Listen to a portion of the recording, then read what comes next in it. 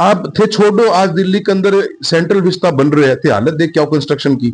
आज गांव के अंदर थे, कहीं गांव में चल जाओ, ट्रक निकल जाए, बस निकल जाए, छोटी गाड़ी निकल जाए, पूरे गांव के अंदर वो एरिया में धूल धूल हो जाए। आज 35 करोड़ रुपए की एक डेविएशन आ गई, टंकियां जुड़ कौन पाई क्योंकि प्रोजेक्ट में रुपये ज्यादा एक्स्ट्रा जरूरत पड़ गई। लैंड के बीच में जहाँ पे कोई लैंड लॉक हो, जहाँ पे कोई नदी नाले ना हो, वहां पर भी हिंदुस्तान 10 से 15 हजार करोड़ रुपए का झींगे का मार्केट मानती है। हमारे पास में 83% स्कूलों के अंदर जो गवर्नमेंट के स्कूल है ना, चूरू डिस्ट्रिक्ट की बात कर रहा हूँ, साइंस ही नहीं है। स्टार्टअप को मतलब है कि आप कोई नए आइडिया से कुछ चीज में आप निकाला, तो मैं तो यही सलाह दी कि पेवर ब्लॉक लगाओ, रोड लंबी चलेगी और आपने खड्डा कौन पड़ेगा, टूटा कौन की, डामर की रोड की तो लाइफ ही कौन पैसा। अब सीकर या जयपुर जाने की जरूरत नहीं। सरकारी नौकरी का सपना अब झुंझुनू में ही पूरा होगा। बैंक, रेलवे या शिक्षक भर्ती, हर परीक्षा के लिए यहाँ मिलेगी सही गाइडेंस और बेस्ट फैकल्टी। आधार क्लासेस झुंझुनू, सफलता का सच्चा आधार। राम राम साथियों, मैं कौशल शर्मा, जलको मीडिया के लिए आज आप दिल्ली में हाँ और दिल्ली के माई में राहुल कसवा जी सांसद चूरू के घर आया हाँ रिपोर्टिंग के लिए पूरी टीम के सागे। तो आज चर्चा करांगा राहुल जी से, जिनकी सामयिक समस्या है चूरू की वहां पे भी, और जो राजस्थान का मायने जी अरावली संरक्षण ने लेके कैंपेनिंग चल रही है बिना लेके भी, और बहुत सारा मुद्दा जिसका चूरू ने लेके पानी से लेकर सड़क और सड़क से लेकर बिजली तक का मुद्दा आप यहाँ से शेयर करांगा। और जो पोल्यूशन भी बढ़ रही है राजस्थान की बजाय दिल्ली के मायने ज्यादा पोल्यूशन है जो फैल रही है। AQI की जिसकी मात्रा है वह 300 के करीब चूरू में भी पहुंच गई है। तो वे क्या देखे यहाँ चीजें ने कि यहाँ की सोच है इन्हें लेकर, और बहुत सारी योजना जिसकी चल रही है भारत सरकार की, बांगे ऊपर भी आप चर्चा करांगा। चलो साथियों, आप चलांगा मायने राहुल जी कसवा करना। राम राम साथियों, मैं कौशल शर्मा, आज दिल्ली में हाँ आप और दिल्ली के महीने सांसद आवास पर हाँ, और अठे जमावड़ो लाग रही है फरियादियां को, जिसके बीच में अपने लिए समय निकाली हुए राहुल जी कसवा जिसका सांसद है चूरू का।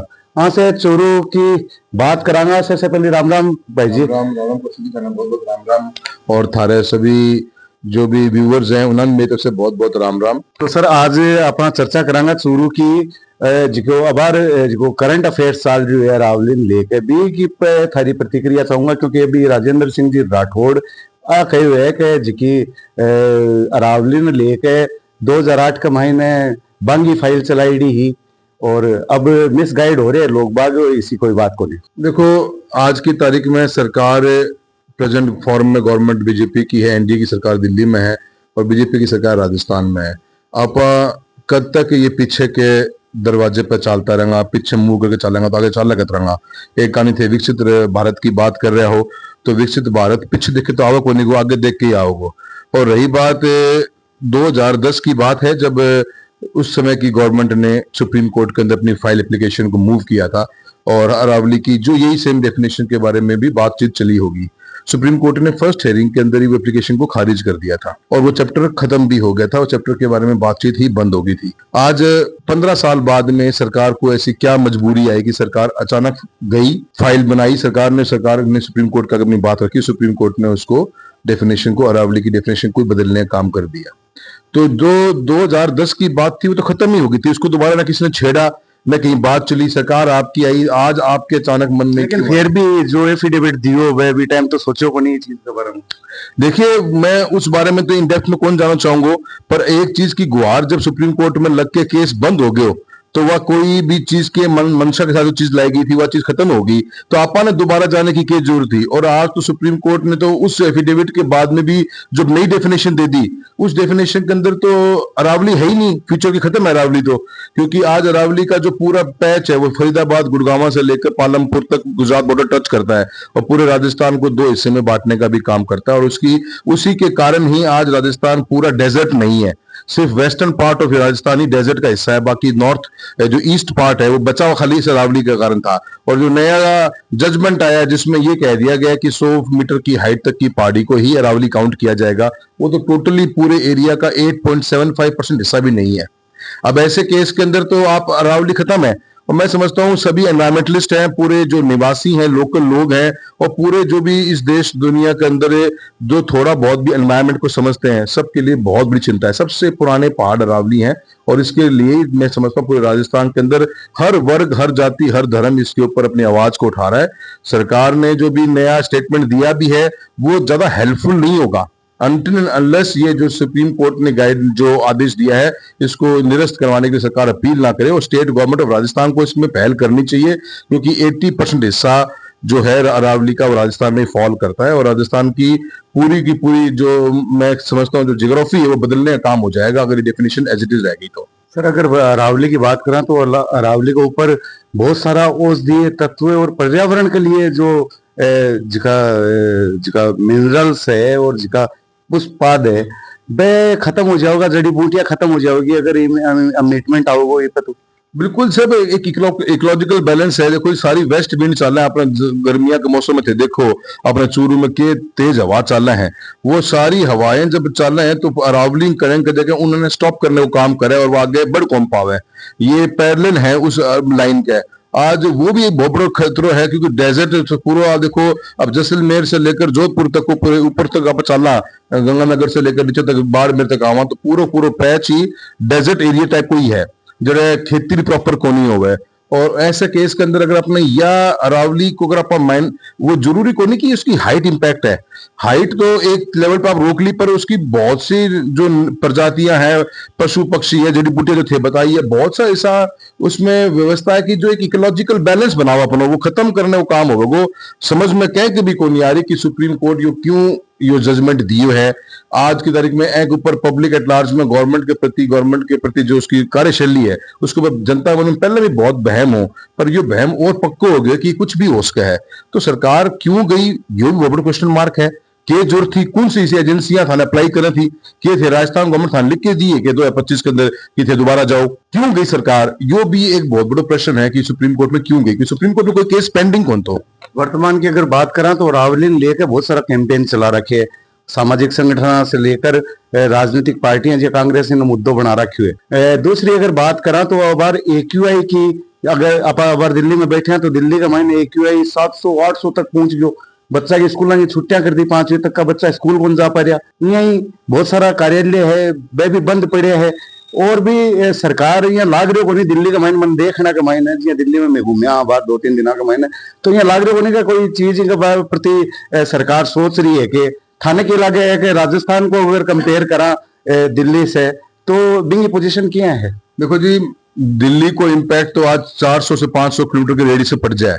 दिल्ली में AQI 2 जो PM 2.5 है वो तो आज से बताए रहे 500-600 ऊपर चल रहे हैं और सीवियर कंडीशन में चल रहे हैं। WHO की गाइडलाइंस तो बिलो 100 की है, पर अपने राजस्थान के परिप्रेक्ष्य में देखा तो PM 10 के ऊपर बात करांगा, मतलब कि माइक्रोग्राम्स पर क्यूबिक मीटर की जो पोजीशन हुआ है धूल मिट्टी वगैरह। हाँ तो जो 10 PM 10 का मतलब है कि 100 माइक्रोग्राम पर क्यूबिक मीटर के ऊपर धूल मिट्टी कन होना चाहिए। वो हिंदुस्तान उसने बराबर कोई एक नॉर्मल रेंज माना है, पर WHO 60 नहीं माना है, पर चूरू के अंदर भी आज 300 के आर पार जा रहे हैं क्योंकि आज धूल मिट्टी कंस्ट्रक्शन को काम चल रहे हैं, रोड्स के ऊपर हमारी मिट्टी इतनी पड़ी है। आज चूरू शहर में देख लो एक ट्रक भी गुजर जाए तो माटी उड़न लग जाए। हर गांव में आज सीसी की रोड या डामर की जो रोड बना रखी सब धूल मिट्टी ढकी पड़ी है। गवर्नमेंट को कोई व्यवस्था को नहीं और मॉनिटरिंग को नहीं। आज पूरे चूरू डिस्ट्रिक्ट में सुभाष चौक पे एक यूनिट लाग रही है, अब सुभाष चौक को यूनिट की रेंज के है, आसपास कोई एरिया वो लेस का है, आज गांव की हालत क्या है। और जतरा ही अपना यो PM 250 पहुंच जाए, यो AQI लेवल 250 पहुंचेगो, कफ अस्थमा का पेशेंट बढ़ जाए, बच्चा के हर आदमी कफ खंगारा लग जाए, सांस में दिक्कत आवे, पर कोई मॉनिटरिंग मैकेनिज्म ही को नहीं। इंडिया में 131 सिटीज ने इसकी टॉप प्रायोरिटी दे रखे है, पर राजस्थान जो बताए इंडस्ट्री एरिया मारे का वेजिटेशन है कोई, पूरे स्टेट में डिस्ट्रिक्ट में मात्र 0.6% के ऊपर जंगल है और गवर्नमेंट ऑफ इंडिया 33% के जंगल की बात करे, उसको भी कोई प्लान को नहीं था। तो एक उदासीनता है। अब हमारी डिपेंडेंसी क्या पे है, हमारी डिपेंडेंसी चूरू के कमिश्नर के ऊपर है, हमारे EO पर है, हमारे नगर पालिकाओं के हाल तो यह है और हमारे BDOs के ऊपर है। कद वह जागेंगा, कद उनकी इच्छा करेगी। आज मैं 10 बार बोलती था कि मैनुअल जो मशीन है साफ करने की ट्रक माउंटेड है चूरू में, हफ्ते में एक दिन चलावे आप थे छोड़ो। आज दिल्ली के अंदर सेंट्रल विस्ता बन रहे थे, हालत देख क्या कंस्ट्रक्शन की, धूल मिट्टी पूरी रोड भरी पड़ी है। आज स्टेशन के ऊपर, भारतीय रेलवे स्टेशन के ऊपर आज भी झाड़ू मारी जाए है, टाबर टिकट लेके बच्चा लोग बैठे हैं उनके मुंह पर झाड़ू सीधी मारी जाए। मेरे को क्या होना चाहिए, वैक्यूम क्लीनर 100%। आज की तारीख में आपने मैनुअल ब्रूमिंग तो मैनुअल सफाई तो बंद ही करनी पड़ेगी भी। आप पहले ही इतना भारी मौसम खराब हो रही है, PM10 ने कौन रोका, आप धूल माटी उड़ाऊंगा तो वह तो और भी उसने बढ़ावेगी ना। आज गांव के अंदर थे, कहीं गांव में चल जाओ, ट्रक निकल जाए, बस निकल जाए, छोटी गाड़ी निकल जाए, पूरे गांव के अंदर एरिया में धूल धूल हो जाए। जो लेडीज ने थे, अगर गांव में पूछोगा तो झाड़ू निकाल निकाल के परेशानी हो गई है, फिर बीमारी हो गए। वो बात अलग है कि हमारे समाज में आज भी को मुद्दों को नहीं। मैं भी गांव में जाऊंगा तो लोग मानो स्कूल में कमरों मांग सके, कम्युनिटी सेंटर मांग सके, चार दीवारी मांग सके, रोड मांग सके, पर साफ सफाई मिट्टी हटाने को मुद्दों इतने बड़े गाँव में को नहीं। ये तो सरकार ने पहल करनी पड़े। जिन आज नरेगा में सफाई को अभियान चल रहा है, उनमें कचरा उठावा है, कितना टाइम लग गया है, एक गाँव कितना बड़ा हुआ है, पर आप सालों साल बरसात में रोड धुले अपनी, और तो रोड धुलने सिस्टम ही को नहीं। एक बड़ी चर्चा सामने आ रही है, 2 साल हो गया सरकार ने राजस्थान कमाए ना, और बड़ा बड़ा दावा करया जा रहा है बीजेपी के द्वारा कि मैं वो करियो मैं वो करियो, लेकिन जमीनी रूप से अगर देखा तो कुछ काम नजर को नहीं आयो। थाने के लागे थारी नजर का महीने की तो काम हुए 2 साल का महीने। देखिए, मैं काम देखो, स्कीम पॉलिसी सरकार लॉन्च करती रहे, आपने एक ही चीज को वैल्यूएशन करना पड़ेगा कि के स्कीम धरती पर लागू हो पाई को नहीं हो पाई। आज 10 साल की सरकार दिल्ली के अंदर है, कितनी स्कीम लॉन्च करी, Swachh Bharat mission, Ayushman Bharat, make in India, Amrut cities के नाम में बात करो, चूर सुजांगर उसमें आ रहे हैं, स्किल इंडिया, ये इंडिया वो India, 50 scheme, make in India, कुछ स्कीम निकली। क्या वो उन स्कीमों का आज की तारीख में? आज यही भारत सरकार के अंदर बीजेपी की गवर्नमेंट डबल इंजन की बात करा। अपन राजस्थान के अंदर जल जीवन मिशन की क्या हालत है, टूंटी को पानी कितने गांव में पहुंचे हो? आज मैं थाने बताऊं, पहले चरण में राजगढ़, सुजानगढ़ और रतनगढ़ का गांव चुना गया। आज 35 करोड़ रुपए की एक डेविएशन आ गई, टंकियां जुड़ कम पाई क्योंकि प्रोजेक्ट में रुपये ज्यादा एक्स्ट्रा जरूरत पड़ गई। अब 35 करोड़ की मंजूरी के लिए फाइल जयपुर चूरू घुमन लाग रही है, पानी को ध्यान लाग रही हो। बिजली के लिए आपकी बिजली की कोई प्लान को नहीं। आज एक साल से ऊपर जागो, फरवरी के महीने में ईब तक ढानिया को कनेक्शन को काम चालू को नहीं हो। GSS की रिक्वायरमेंट है, हर जगह किसान धरने बैठे हैं, या सर्दी को मौसम है और रात में सप्लाई दें पानी की, बिजली की अपने सप्लाई दे हैं। यही हालत अपने मेक इन राइजिंग राजस्थान की पोजीशन है। आज झींगा मछली पालन को अपने एरिया में सबसे बड़ा व्यापार, झींगा मछली में लेके अपन एक इंटरव्यू करियो तो बैठे पद है जिका सीमित पद है, प्रयोगशाला के ताड़ो लाग रही है, तो जिकी कॉमर्शियल बिजली आपने मिल रही है तो वहां जिको खर्चो है वो बहुत ज्यादा आ रही है झींगा पालन में, जबकि आपनो टॉप करे चूरू, राजस्थान में टॉप करता है चूरू झींगा पालन को लेकर, और आपने आवाज भी उठाई उसको लेकर। देखिए, वैसे तो क्या है, मछली पालन और झींगा पालन समुद्र के अंदर या नदियों में होता है, पर इनलैंड जो लैंड के बीच में जहाँ पे कोई लैंड लॉक हो, जहाँ पे कोई नदी नाले ना हो, वहां पर भी हिंदुस्तान 10 से 15 हजार करोड़ रुपए का झींगे का मार्केट मानती है। और उसमें सबसे बढ़िया फिटिंग बैठती है चूरू की, क्योंकि चूरू में 80% पानी नीचे खा रहा है। अब सरकार योजना बनाए, भारत सरकार तो का विभाग क्या है, एग्रीकल्चर डिपार्टमेंट जो मिनिस्ट्री है उसमें फिशरी साफ्ट है। अब राजस्थान की सरकार फिशरी को, कृषि की गतिविधि नहीं मानती। अब क्या करोगे आप? अभी डबल इंजन को करा के सर पूरा राजस्थान का मैंने अचंभो है 70-75 आदमी किया इन्हें झींगा पालन मत्स्य विभाग बना दियो, लेकिन भी हायरिंग ही कौन नहीं थे। सबसे बड़ी बात कौशल बात तो समझो ना कि राजस्थान सरकार हमारे आगे ICR का हेड आया राजगढ़ में पिछले 2-1.5 महीना पहला, हमारे सामने स्पीकर पर फोन बात करी, कमिश्नर जो ज्वाइंट सेक्रेटरी एग्रीकल्चर विभाग राजस्थान की, वह मानने तैयार को नहीं कि यह एग्रीकल्चर की गतिविधि है। जब तक देश ने एग्रीकल्चर नहीं मान लोगा, जब तक एग्रीकल्चर रेट कौन देश को? आज रेट को किए बिजली राजस्थान की 13 रुपया प्रति यूनिट मेरा किसान ने जो झींगा को खेती करने ला रहे हैं, और हमारे चिपक तो हरियाणा बॉर्डर है, रुपया रेट 3.5-4 की है। अब कितना थे कंप्लीट करो बताओ। और फिर आइडल चार्ज, अब झींगा मछली पालन तो पूरे साल तो चले को नहीं, नेक्स्ट सीजन को काम है, नेक्स्ट सीजन में क्या करो, पर घर बैठे थाने रिचार्ज थाने चार्ज देना पड़े, मिनिमम चार्जेस थाने बिजली देना पड़े, तो थारी वायबिलिटी मर गई। तो सर अलग अगर स्टेट की बात करें तो बेटे की एक लोग क्या प्रावधान कर रखी है सरकार? देखो जी, आज आंध्र प्रदेश में तो यह है कि 3.5 एकड़ से नीचे का कोई किसान है उसके लिए तो 1 रुपया 85 पैसे की यूनिट की रेट है, और जो 3.5 से ऊपर उसके लिए 4.5 की रेट है। हरियाणा में 4.5-4.85 की रेट है, राजस्थान में 14 रुपए की यूनिट की रेट है। 14 रुपया यूनिट है सारा, अगर आप सेस वैस सब जोड़ला तो 13.5-14 रुपए रेट पड़े। गुजरात कंप्यूटर है उसकी रेट के 4-4.5 रुपए 5 की रेट उसकी मतलब राजस्थान में या गफलत है? गफलत है जी। आज 2 साल हो गया, मैं तो के कई बार के अधिकारियों की उदासीनता ही मार देगी। आज अपने चूरू जिले के अंदर राइजिंग राजस्थान को क्या प्रोग्राम होना चाहिए? न अपने के माइंस है, न अपने के मिनरल्स है, न अपने के टूरिज्म है। चूरू को नहीं अपने टूरिज्म, सारा सरबाला जी को मंदिर एक है और कुछ पुरानी हवेलियां हैं, उनका आपा एक्सप्लोर कौन कर पाया। अब थे मैंने बताओ, राजगढ़ के अंदर सबसे बड़ी गैस पाइपलाइन जा रही है डोकुआ के पास में से, एक भी गैस बेस्ड इंडस्ट्री लगाने को कोई प्रावधान को नहीं। तो सरकार के अधिकारियों की उदासीनता और सरकार की खुद की उदासीनता, नेतृत्व ने पता को नहीं होगा कि मैंने करनो क्या है, तो काम कदे को नहीं पावे। क्या हालत हुई बच्चा की, आज स्कूल का कमरा की हालत देखो।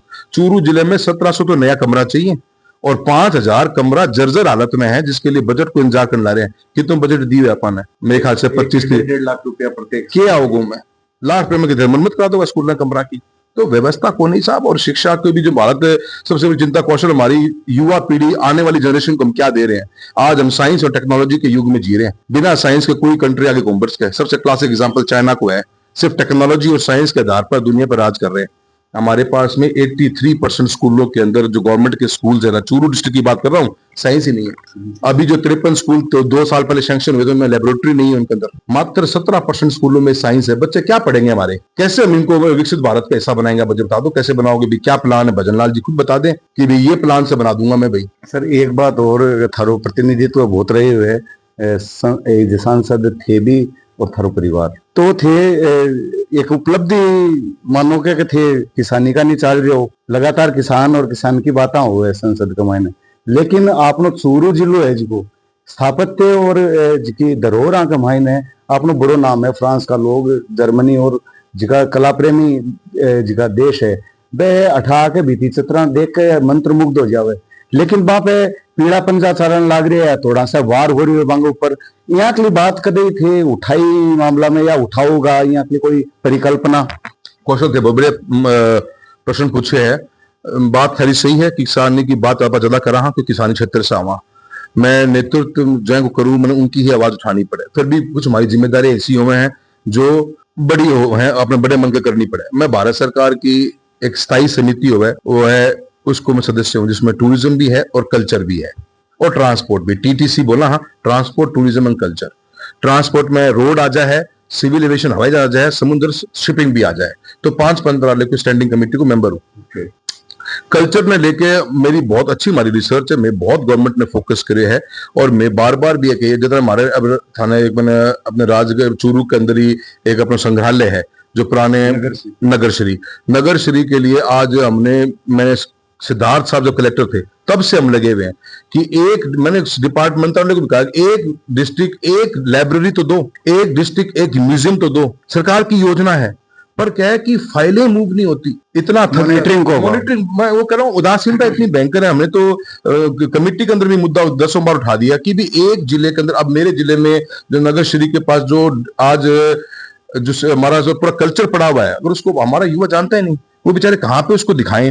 तो हमने पूरे जिले के लिए एक डिस्ट्रिक्ट, मैंने कहा कि हम एमपी कोटे से 50 लाख दे देंगे, आप एक लाइब्रेरी की व्यवस्था कर दीजिए। हमारी पुरानी हवेलियां हैं उनको गवर्नमेंट की लिस्टिंग है, बल्कि आप ये विश्वास नहीं करोगे, आज 11 साल से एमपी हूं, कल्चर मंत्रालय या राजस्थान की सरकार का एक भी अधिकारी दिशा की मीटिंग में नहीं आता। इस बार पहली बार बुलाया हमने, पीछे पड़कर कलेक्टर महोदय जो सुराना जी हैं उनका धन्यवाद देता हूं इस बात का कि हमने उनको बड़ा फोर्स किया। मैं सब बुलाइए, कम से कम हम चिन्हित तो करें कि कौन कौन से हमारी कल्चरल हमारी हिस्टोरिकल चीजें बची हुई है। वो काम इस बार शुरू किया गया है, बहुत पीछे पड़े हैं और हम प्रयासरत जरूर हैं। पर देखो क्या है कि हमारा रीजनल डिपार्टमेंट बैठा है जो जयपुर में, एक बैठा है हमारा उदयपुर में, कोई सा भी विभाग आने को तैयार नहीं। डिस्ट्रिक्ट में एक आदमी आवाज उठा के किसके पीछे पड़े, वो चेहरे ही नजर नहीं आते कि कौन सा विभाग है, कहाँ बैठता है। तो इस बार हमने पहली शुरुआत करी है और हम उम्मीद करते हैं कि हम चूरू जिले में जितने हमारे पुराने कुंड हैं या हमारी बावड़ियां हैं या हमारे हवेलियां हैं उनको हम चिन्हित करके उसको हम मैपिंग में तो कम से कम लेके आएंगे। ये हमारी सबसे बड़ी प्राथमिकता इस बार रहेगी। सर अगर बात करा स्टार्टअप इंडिया ने लेकर, बहुत बड़ी महत्वपूर्ण योजना ही, लेकिन अगर आंकड़ा में देखा तो बहुत शून्य सो नजर आ रही है। राजस्थान का मैंने खाली 17 करोड़ रुपया दिया गया है राइजिंग राजस्थान के नाम पर, जिको बहुत ऊंट के मुंह में जीरो हुए। तो कड़ी यहाँ लगे था ना कि जिकी योजना चलाई गई है आने यहाँ में बजट दे कौन रहा है या चावी को नहीं है कि रोजगार बढ़े देश का। आज की तारीख में सबकी ऑप्टिक्स पे हो गया कि आप कितना ज्यादा अपना अपने प्रचार प्रसार सोशल मीडिया पर करा, जय दिन लॉन्चिंग हुआ उस दिन न्यू लगे कि अब तस्वीर बदल जाएगी है विभाग की। तो और एन लाइन के लोगों ने जो की जरूरत है उन सबको आज बहुत भलो हो जाएगा। हालत यह है कि startup India stand up India 2 government of India scheme launch करी कि जो भी स्टार्टअप करना चाहो गवर्नमेंट उसमें सीड कैपिटल देगी। अब 2025 के अंदर पूरे राजस्थान में 101 एप्लीकेंट्स आई और 17 करोड़ रुपए की राशि दी। क्या है 17 करोड़ रुपए के अंदर? स्टार्टअप को मतलब है कि आप कोई नए आइडिया से कुछ चीज में आप निकाला। इंडिया के अंदर बहुत सा लोग इसमें बने हैं, जो बिलियनर भी बन गया, काफी लोग कामयाब भी हुए हैं। पर आप राजस्थान के परिप्रेक्ष्य में देखा 17 करोड़ कुछ है ही को नहीं, न तो कोई एप्लीकेशन लेने तैयार बैठे हैं, न एप्लीकेशन न कोई हैंड होल्डिंग है। सरकारों की हैंड होल्डिंग होती है तब जाके सिस्टम चलता है आगे। आज राइजिंग राजस्थान का प्रोग्राम कर दिया, लेकिन 2 दिन पहले ही आ रहे हैं डीडवाना का लोग आ रहे हैं। अच्छा, डीडवाना का लोगों ने 250 करोड़ रुपए की निवेश को राइजिंग राजस्थान को उनका सर्टिफिकेट है 2024 दिसंबर को कि सरकार पिछली बार सबमिट हुए हो। उनको वो मैं 250 करोड़ रुपए के निवेश करने की बात करी। सुजानगढ़ के चिपकते बड़ी यूनिवर्सिटी बना रहे हैं, बहुत शानदार, और कॉलेजेस वगैरह बहुत अच्छा काम करने की प्लानिंग थी। सरकार एग्रीमेंट कर लियो, मेमोरेंडम अंडरस्टैंडिंग साइन कर लियो। आज 1 साल हो गया, अब सरकार क्या माने 7 करोड़ रुपए दो जमीन कन्वर्जन का। लैंड एग्रीमेंट्स हो आज का एग्रीमेंट में तो क्लियर है ना कि आपका लैंड की रजिस्ट्री चार्जेस लगेंगे नहीं, इलेक्ट्रिसिटी का कनेक्शन का चार्जेस आपको हम माफ करा के देंगे। आपके जीएसटी पे सीजीएस जो भी हमारा जीएसटी का पार्ट है उस पर हमें रियायत मिलती है। सब्सिडाइज हमें इंटरेस्ट पेमेंट, इंटरेस्ट सबवेंशन मिलता है, मतलब कि ब्याज की दर में हमें छूट मिलती है। कहीं तो उसके बेसिक कोर उसकी हेल्पिंग हैंड होती है राइजिंग राजस्थान की, तभी पैसा आता है। आज पूरे हिंदुस्तान में जितनी भी एफडीआई आई 2 साल में कितना परसेंट एफडीआई हिंदुस्तान की राजस्थान के अंदर आई है? 1%। अगर हिंदुस्तान में 1 लाख करोड़ रुपया आया है तो राजस्थान में 1000 करोड़ रुपये लगा नहीं। सर, आप कह रहे थे अभी जो चर्चा चल रही है अपनी जी कॉलेज खोल रहे हैं, स्कूल खोल रहे हैं 64 एकड़ में, बिंग मायने दिक्कत डिफिकल्टी कठा रही है। उनको ये कमिटमेंट दिया गया था कि लैंड आप परचेज करोगे, आपकी कन्वर्जन चार्ज होगी। एग्रीकल्चर लैंड परचेज करेगा, यूनिवर्सिटी या कुछ भी हॉस्पिटल कॉलेज कुछ खोलेगा तो लैंड का कन्वर्जन तो करना ही पड़ेगा। लैंड कन्वर्जन राजस्थान गवर्नमेंट ने कहा था कि इसका हम ध्यान रखेंगे, हम इसके अंदर आपको राइजिंग राजस्थान में छूट दिलाएंगे इसकी, और ये माफ हो जाएगा आपका। अब वो माफ करने की फाइल पुट अप करनी पड़ती है कलेक्टर के पास में। कलेक्टर को इंटरेस्ट नहीं, कलेक्टर को पता नहीं है। कलेक्टर कहता है कि दिल्ली जयपुर से बात करेंगे, जयपुर से कोई हाँ भरने को तैयार नहीं है। भाई वन स्टॉप शॉप होना चाहिए ना। मतलब सरकार गई तो योजना गई और आप नया और कर रहे हो। सरकार गई की बात नहीं, सरकार तो 2024 में यही सरकार थी। एक्चुअली क्या है कौशल, आप कितना भी प्लान कर लो, जब तक आपको अपने हमारी ब्यूरोक्रेसी के अंदर, हमारे कार्यशैली के अंदर जब तक हम रिफॉर्म्स लेके नहीं आएंगे, कोई भी चीज धरती पे आपको नजर नहीं आएगी। अभी बरसात के अंदर क्या हुआ, चूरू की हालत, अमृत में 200 करोड़ रुपए लगा हुआ है, पता है आपको ना। सुजानगढ़ में भी पैसा लगा हुआ है। क्या हुआ दोनों शहरों का हालत, कौन जिम्मेदार है उसका? क्या किसको बोलोगे आप? नेतृत्व ने, हम तो जैसे आदमी अगर एमपी बैठे हुए हैं, भारत सरकार से पैसा ला सकते हैं। इसके बाद तो हमारा तो नहीं तो डीपीआर का हमारा हिस्सा कोई, न टेंडर निकालना हमारा कोई हिस्सा, टेंडर को एग्जीक्यूट करना कमिश्नर का काम, कमिश्नर पेमेंट दे रही है, उसको देगा जो भी देगा। क्या काम है हमारा बताइए? पब्लिक को गुस्सा हमें सुनना पड़ता है, जिम्मेदारी उनके मजे। अब वो कब ट्रक को निकालेंगी अपने म्युनिसिपल कॉर्पोरेशन के बाहर ऑफिस से और कब चूरू में चलाएंगी, तब जाकर चूरू साफ होगा। बैठे रहोगे इंतजार में। सड़कों की अगर बात करा तो बारिश के बाद का मैंने सड़कें सारी टूटी पड़ी है, चाहे बात राजगढ़ की बात कर लो, ताजनगर, सरदार शहर, सुजानगढ़, चूरू जिला मुख्यालय, तो ए सड़कों की हालात क्या सुधरेगी? सर, हर मीटिंग का मायने चर्चा हुए, बातें हुए, लेकिन बने बंगा मिनट्स लिखा जावे, लेकिन फिर भी हालात जस का तस, और कोई प्रदर्शन नहीं, कांग्रेस कोई बात उठा रही को नहीं, आपकी सड़कों के ऊपर आ रही को नहीं, आम जनता ने मतलब को नहीं। देखो जी, आम जनता तो बहुत दुखी है, और स्टेट गवर्नमेंट में हमारे आज की तारीख में नहीं, धरना प्रदर्शन की अगर बात करूं, देखो जी, धरना प्रदर्शन की बात यह है कि आज अलग अलग प्लेटफॉर्म के ऊपर मुद्दा उठाने को काम करा। एक दिशा की मीटिंग भी हुआ है, हमारे जिला परिषद की मीटिंग भी हुआ है। कलेक्टर ने कई बार कह दी, अब बालेरी से लेकर सावा तक की रोड बनी, गवर्नमेंट ऑफ राजस्थान की पिछली सरकार को पेश हुआ है। 5.5 मीटर 7 मीटर की बड़े शानदार रोड बनी हुआ, आज वह रोड 1-1.5 साल भी कौन चाली, पूरी रोड उखड़ गई। क्या करोगा? थे एससी ने बोलोगा, एससी ने ज्ञापन दोगा, रियल मौके की फोटोग्राफ भेजोगा, शिकायत दर्ज करो मीटिंग में, कोई अधिकारी एक्शन लेना नहीं चाहो तो क्या करना करना पड़ेगा आखिर में। आज जितनी परिस्थितियां देखो, हालांकि जो रोड्स का स्ट्रक्चर बना है जब से डीएलपी आई है, काफी रोड अच्छी बनती है। आज अपना चूरू से लेकर तारनगर की रोड है, तारनगर से लेकर सावा की रोड अच्छी रोड बनी है, राजगढ़ से हमारी सिद्धमुख की रोड है, राजगढ़ जमीन रोड अच्छी रोडें बनी हुई है, क्योंकि ठेकेदार के ऊपर लायबिलिटी है 8-8, 9-9 साल की, तो ठेकेदार ने रोड अच्छी बनाई है। अब ग्रामीण सड़क की रोड है, मॉनिटरिंग कितनी प्रभावी रहो सर? देखो एम इंपॉर्टेंट चीज है पॉलिसी है जी, बहुत बड़ी चीज। पहले पॉलिसी 5 साल की डीएलपी पीरियड हुआ करती, आजकल डीएलपी चलेगी था 10-10 साल के ऊपर। अब 10 साल में ठेकेदार रुपये ढंग को ही लगाओगे, पर क्या है कि ग्रामीण सड़क आज में डीएलपी मांगो को नहीं आवे तो मैनिपुलेट हो जाए।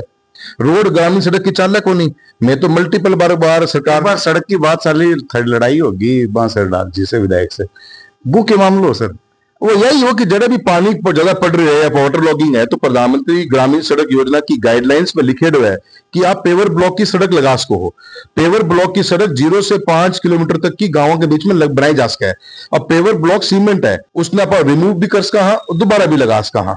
अगर आप सीसी रोड बनाऊंगा तो उसमें कॉस्टिंग ज्यादा हुआ और एक बार तोड़ दी तो दोबारा सही होगा कौन ही हुआ।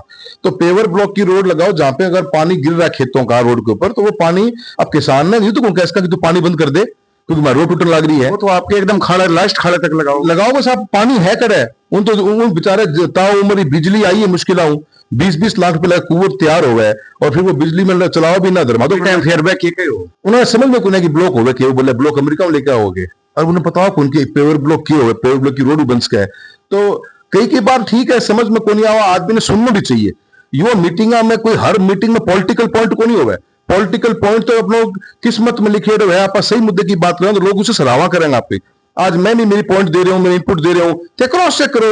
मैं थाना गाइडलाइंस बढ़ाऊंगा ना कौन सा ऐसी नाट जागो बात ना पाना आप थाना गाइडलाइंस बढ़ाऊंगा। बीकाजी कामा प्लेस के बेसमेंट के अंदर प्रधानमंत्री फसल बीमा योजना को ऑफिसर्स बैठे हैं सारा जो उनकी प्लानिंग करे हैं उनके जाके मीटिंग करके रिकॉर्ड लेके आए हो। मैं सर हमारी रोड टूटन ला रही है, हमारी रोड में डेविएशन बहुत ज्यादा है के कर सका के और मटेरियल यूज कौन करा। डामर की रोड एक साल कौन सा है आए दिन बच्चा वीडियो डालना रोड के ऊपर साहब रोड बनी ही ले हाथ में लेके रोड घुमाओ रोड को घुमाओगे सोशल साइट पे बहुत सारा वायरल है। तो आप क्या इलाज करना एज ए पॉलिसी मैं तो पॉलिसी मेकर ही हूँ, एक एमपी हूँ, कोई नीति ने कितना यूज कर सकूं मेरी कॉन्स्टिट्यूएंसी में मेरा फोकस रहना चाहिए। तो मैं तो यही सलाह दी कि पेवर ब्लॉक लगाओ, रोड लंबी चलेगी और आपने खड्डा कौन पड़ेगा टूटा कौन की डामर की रोड की तो लाइफ ही कोनी पैसा। सर एक चर्चा और चल है आपनो खेती बारानी हिस्सों लागे सगड़ो चूरू जिलो अगर बात करा तो अब एक बात चाल रही है कि यमुना को जल समझौता हुई है बेटा वसुंधरा राज्य घोषणा करके गई। अब भी ये डीपीआर के लिए वे कह रहे हैं कि झुंझुनू जावेगी बा और चूरू को नहीं आवे बिना की बिना निकल जैसी तो बे में कितनी सच्चाई है कथा होगो चूरू का मैंने वास्तव में आओगो पानी यमुना को नहीं आओगो लेकिन कह रहे हैं कि डीपीआर का मैंने चूरू का नाम है तो ये में कितनी सच्चाई है कटी जनता मिसगाइड तो नहीं हो रही है। यमुना लिंक का जो समझौता है वो 1991 का समझौता है। वो 91 का समझौता ये कहता था कि 1 लाख हेक्टेयर जमीन में सिंचाई का पानी देंगे और सीकर जिले को हम पीने का पानी देंगे। 91 की एग्रीमेंट की बात है और वो पानी कौन सा होगा वो यमुना का एक्सेस वाटर होगा। एक्सेस वाटर क्योंकि हमारे यहाँ पे जितना हिंदुस्तान के अंदर 4000 BCM बिलियन क्यूबिक मीटर पानी पड़ता है बरसात में उसको हम उसका 2 to 5% भी इस्तेमाल प्रॉपरली कर लें तो पूरा मतलब अपना चूरू जिले को नहीं राजस्थान को घंटों के हिस्सों पानी में नाश गया है वो खेती कर सके ये हालत हो जाए। राहुल जी थार का भी समय कम है जल्दी 2-4 सवालों के ऊपर बात करांगा आप। एक तो ख्वाजा मोइनुद्दीन चिश्ती अजमेर का मैंने चादर चढ़ान गया डोटासरा जी और अन्य कांग्रेस का नेता तो मैंने रोक लियो गए भी ने क्या देखो मैंने इसके बारे में तो ज्यादा पता को नहीं है पर नेचुरल सी बात यह है कि मैंने सुनने को कहीं पीछे लॉजिक की चीज रही है। गवर्नमेंट की बार बार इसी जो विचार या सोच चल रहा है तो कड़न कड़े लोगों ने भ्रमित लोगों को माइंड डाइवर्ट करने का काम करे है। आज अजमेर शरीफ के ऊपर अगर चादर चढ़ाने हमारे अध्यक्ष महोदय जा भी रहे हैं तो उसमें क्या राजनीति हो सके है मैंने ऐसी को नहीं पर मैं तो इतने कहूँ कि मैं इन चीजों ने ज्यादा वैल्यू देनी नहीं चाहिए और मैं सरकार की एक निंदा ही करूंगा और गवर्नमेंट ने भी इन चीजों से बचना चाहिए कि आप एक आज पूरे जो कंट्री में रह रहे हैं एनवायरमेंट पे आपने एक पॉजिटिव एनवायरमेंट के साथ में डेवलपमेंट ओरिएंटेड वर्क पे फोकस करेंगे तो ही कंट्री जो विकसित राष्ट्र की बात करा 47 तक की तो ही आगे चल पाओगी। के विचार के साथ में करे है के बारे में पूरा पता को नहीं है पर मैं एक एज ए पर्सनली ये मानूं कि मैं तो इन चीजों की घोर निंदा करूं कि सरकार ने चीजों में इन्वॉल्व ही नहीं होना चाहिए। एक ज्वलंत मुद्दो और है कि 3 विधायकों ने स्टिंग का महीने रिश्वत लेता पकड़े हो गए हो वीडियो वायरल हो रहे हैं लगातार और लोग तरह तरह की चर्चा भी कर रहे हैं। अभी मैं कांग्रेस का भी नेता है, मैं भाजपा का नेता है, मैं निर्दलीय भी नेता है तो राजनीति सर कटा जा रही है कि न जा रही है। देखिए है बहुत दुख चिंता का विषय है ये जरूर और हमेशा से अपन चीज महसूस भी करते आए हैं। अब बचना इससे हर नेतृत्व की का फर्ज होता ही है। हमारे को भी एक बहुत लंबा सफर 35-40 साल से ऊपर राजनीति में हो गए और हमेशा हमारा कभी भी हमने अपना आपको बहुत मेरे ग्रैंडफादर मास्टर दीपचंद जी ने की हमेशा शिक्षा यही थी और उन्होंने वही फादर ने फॉलो करी है वही हमने फॉलो करी है। हम तो से दूर रहे पर मैं पब्लिक एट लार्ज से भी कहूंगा कि करेक्टर की अकाउंटेबिलिटी बहुत जरूरी है। वो अकाउंटेबिलिटी आप ही तय करोगे। आज हम जिस तरह की राजनीति में जी रहे हैं वहाँ लीडर हमारा कैसा है, किस तरीके का करप्ट है या नॉन करप्ट है, कैसा उसका बिहेवियर है, कैसा उसकी मोरालिटी है, वो सब चीजें आज की तारीख में गौन हो गई हैं। आज इंपॉर्टेंट है कि टिकट कौन सी आपके पास में। टिकट के आधार पर जब से हम ये वोटिंग का पैटर्न शुरू किया है, लीडरशिप के ऊपर से अकाउंटेबिलिटी जवाबदेही खत्म हो चुकी है। और मैं तो जनता इतलार से भी, हमारे युवाओं से निवेदन करूंगा कि हम कई बार सोशल मीडिया में भी बहुत से आपकी कमेंट्स पढ़ते हैं, मुझे एक फीलिंग होती है कि वो कमेंट बायस कमेंट होते हैं, जहां कास्टिज्म और रिलीजन का बहुत बड़ा असर नजर आता है इसके ऊपर। और उस चीज से हम आज जैसा आप हमें बनाओगे हम वैसे बनते चले जाएंगे। मैं सभी से निवेदन करूंगा, मेरे युवा साथियों, आप भी सोशल मीडिया यूज करते हो, आपके लीडर की, हम आपके लीडर हैं, आपने हमें जिम्मेदारी दी है, हमारा बिहेवियर, हमारा चरित्र, हमारा मोरालिटी सब कुछ जज करने की जिम्मेदारी आपकी है। और जहां पर भी ये चीज गिरेगी वहां फिर पॉलिटी मतलब फिर नेतृत्व भी गिरता चला जाता है। और अकाउंटेबिलिटी लीडर्स की मजबूत रहेगी तो लोग काम करेंगे, ईमानदारी से काम करेंगे, हार्डवर्क करेंगे, और जितना आप उसको प्रोत्साहन दोगे उतनी ही वो चीज और निखर के सोसाइटी में आएगी। पर at the end of the day मैं समझता हूँ कि सरकार को, पार्टी को विधानसभा के अंदर इसके ऊपर एक स्ट्रांग मैसेज सोसाइटी के लिए जाना चाहिए। अगर ऐसे हमारे लीडर्स कर रहे हैं तो हम यंग जनरेशन को क्या मैसेज देंगे? एक सर, यमुना जल समझौता लेकर बहुत सारी भ्रांतियां पैदा हो रही है। कोई कह रही है कि डीपीआर बनी है, अभी हमारे चूरू भी है, चूरू सीकर झुंझुनू तीनों ले लिया। हाँ, पहली हीज की राजगढ़ से लेकर सूरजगढ़ तक की यहाँ से कुछ बातें आ रही है, लोग क्लियर को नहीं, जनता ने बेरो को नहीं कहे वो पानी यमुना को जो पानी जी की भाजपा की सरकार वसुंधरा राजे अठ घोषणा करी सभा के दौरान राजगढ़ में जब यह स्थिति अलग ही। और अब जी डीपीआर की बातें कर रहे हैं, अब 2 साल पूरा हुए तो बड़े चर्चा आ रही है कि चूरू का महीने यमुना को पानी आओ। देखो जी, 91 को समझौता है यमुना लिंक को, और उसमें यमुना लिंक के पानी में जो एक्सेस वाटर यमुना को है वो पानी राजस्थान के चूरू जिले की राजगढ़ तहसील और झुंझुनू जिले की सूरजगढ़ तहसील और सीकर जिले के लिए पीने के पानी की व्यवस्था का ये प्रोग्राम था। 1 लाख हेक्टेयर जमीन सिंचाई होनी है, इसमें 40,000 राजगढ़ तहसील की है और 60,000 सूरजगढ़ तहसील की है। ये तेजा वाले हेड से पानी चल के आएगा राजगढ़ तहसील के गोठिया और आसियावास के बीच में एक 5 किलोमीटर बाई 5 किलोमीटर की डिग्गी बनेगी। एक नए जमाने की इरिगेशन की फैसिलिटी देने का प्रावधान था, और खाली रबी की क्रॉप में बचे हुए पानी के गैप को कंप्लीट करने का एक प्रावधान था। इसका कोशिश कई सरकारों ने, ऐसा नहीं कि आज ही हो रही है, ये पिछले 25-30 साल से श्री श्याम जी ओला साहब भी थे तब भी कोशिश करे थे, गहलोत साहब थे तो भी करे थे, मैडम वसुंधरा जी पिछली बार एक बार बनी उन्होंने भी कोशिश करी, सेकेंड टर्म में उन्होंने इसका सर्वे भी करवा लिया, और सर्वे हुआ 22,000 करोड़ रुपए की डीपीआर बनके तैयार हुई। तेजा वाला हेड से पाइपलाइन से चल के पानी राजगढ़ आएगा, फिर वहां से राजगढ़ तहसील और झुंझुनू में डिस्ट्रीब्यूट होने का प्रावधान था। अब नई सरकार बनी है 2023 में, उन्होंने एक नया दिया है। अब वो कह रहे हैं कि हम इसे दोबारा डीपीआर बनाएंगे। अब किसी को समझ में नहीं आ रहा कि दोबारा डीपीआर की जरूरत क्या है।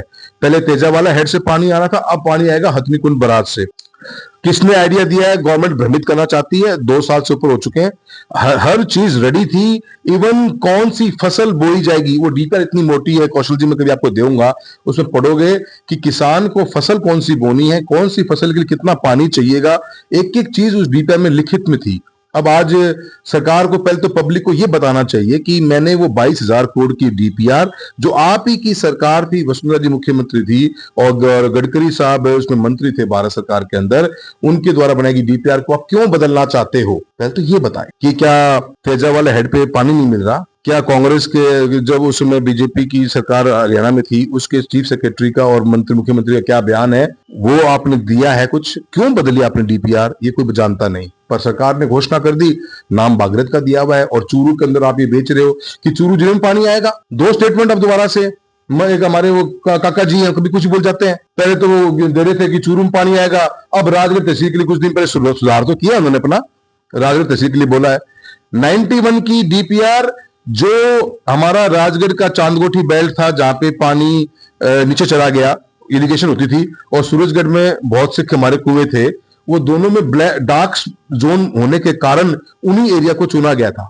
अब ये अलग अलग बातें करते हैं, कोई समझता बात को है नहीं, और बेवकूफ बनाने का काम है। 2-2 साल से ऊपर हो चुके हैं, अभी तक डीपीआर बनी नहीं। कब डीपीआर बनेगी? कहां से पैसा आएगा? स्टेट गवर्नमेंट के पास नरेगा का काम निकालने के पैसे तो है नहीं। अभी भारत सरकार ने नया कानून बना दिया ना ये, उसके बाद स्टेट गवर्नमेंट को 40% पैसा देना है।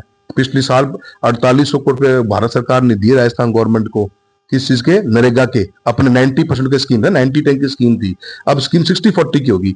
स्टेट गवर्नमेंट के पास पैसा तो है क्या? कहां से तो पैसा लेके आओगे? और इस 25,000 करोड़ की स्कीम को आपने 30,000 करोड़ तो पहले कर दिया, साल आपको 3-2 तो हो गए। तो मेरा ये कहना है कि ये सरकार भ्रमित करना चाहती है और सिर्फ बड़ी बड़ी पिक्चरें बनाकर, पोस्टर्स लगाकर, भागीरथी जैसे नाम देकर पब्लिक इंतजार कर रही है कि कब पानी आएगा। मुझे तो लगता नहीं कि जिस तरीके से सोच लेके चल रहे हैं ये कभी इसको एग्जीक्यूट कर पाएंगे। राहुल जी, अगर बात करा आयुष्मान भारत योजना की, तो बिंग महीने अब कार्ड कौन बन रहा, लोग अप्लाई करे तो वह कार्ड बन रहे बनी। तो राजस्थान का महीना, बहुत सारा जिला का महीना दिक्कत आ रही है, लोगों ने 5 लाख तक कुछ फ्री लाभ मिलना हो, वो मिल कौन पा रहे हो, क्योंकि लोग जब हॉस्पिटल में जाओ तो बोले कि आयुष्मान। और आरजीएचएस की अगर बात करें तो कई हॉस्पिटल जगह एफिलेटेड तो हो गया, लेकिन वे इलाज कौन दे रहे लोगों ने, वे कह रहे हैं कि हमारे कने सरकार पैसा माने कौन दे रही। तो जी योजना थोड़ी साबित हो रही है। देखो, मैं कौशल हमेशा एक बात मैं मानता आया हूँ कि मैं जब भी एमपी बने हो, मैं हमेशा गवर्नमेंट की हर स्कीम में प्रमोट करना मेरी टॉप मोस्ट प्रायोरिटी रही है। और जब मैं बीजेपी में भी दो बार एमपी रही हूं, तो मैं कांग्रेस को एमपी भी हूँ। मेरा पर्सनली ये मानना है कि डेवलपमेंट जदी होगी जब आप गवर्नमेंट की स्कीम अपने एरिया में लेके आऊंगा, पर स्कीम दम तोड़ती हुई नजर आवे हैं। आज 10 तारीख में कितनी स्कीम उठा के देखोगा। आयुष्मान भारत के साथ में अब आईडी बनाने का काम चाले हो, Aadhaar based Ayushman Bharat health card identity एक थी, अब आईडी थी हमारी।